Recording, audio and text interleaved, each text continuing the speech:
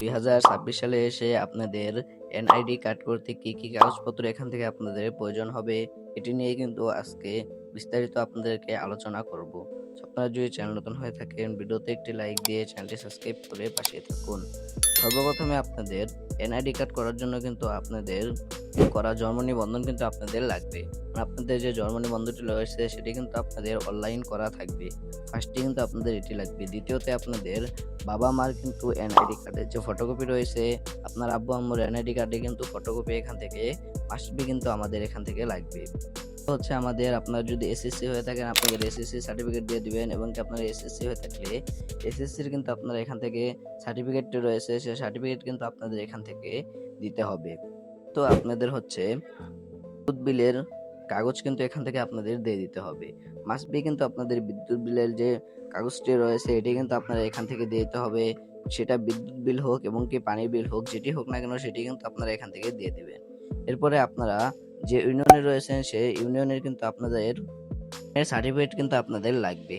এই ক্ষেত্রে কিন্তু অনেক ক্ষেত্রে কিন্তু আপনারা যত বেশি আপনারা কাগজপত্র জমা দিবেন আপনাদের কিন্তু অত সহজে কিন্তু আপনাদের এনআইডি কার্ডটি কিন্তু এখান থেকে হয়ে যাবে। আপনাদের চেয়ারম্যানের সার্টিফিকেট কিন্তু আপনারা ওখান থেকে দিয়ে দিবেন। এরপর হচ্ছে আপনারা সনদপত্র কিন্তু ওখান থেকে আপনারা দিয়ে দিবেন।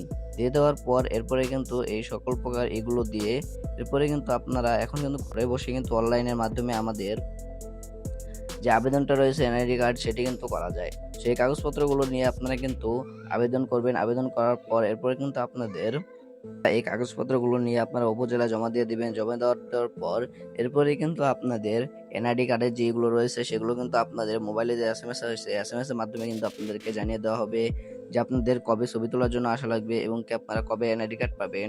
সকল প্রকার কিন্তু আপনাদের মেসেজের মাধ্যমে কিন্তু জানিয়ে দেওয়া হবে। ওই মাধ্যমে আপনারা গিয়ে কিন্তু আপনাদের যে এনআইডি কার্ডটি রয়েছে সেটি কিন্তু আপনারা নিয়ে আসতে পারবেন। তো এইভাবেই কিন্তু আপনারা 2026 সালে কিন্তু আপনার এনআইডি কার্ড করতে কি কি লাগবে এটি নিয়ে কিন্তু বিস্তারিত আলোচনা ছিল।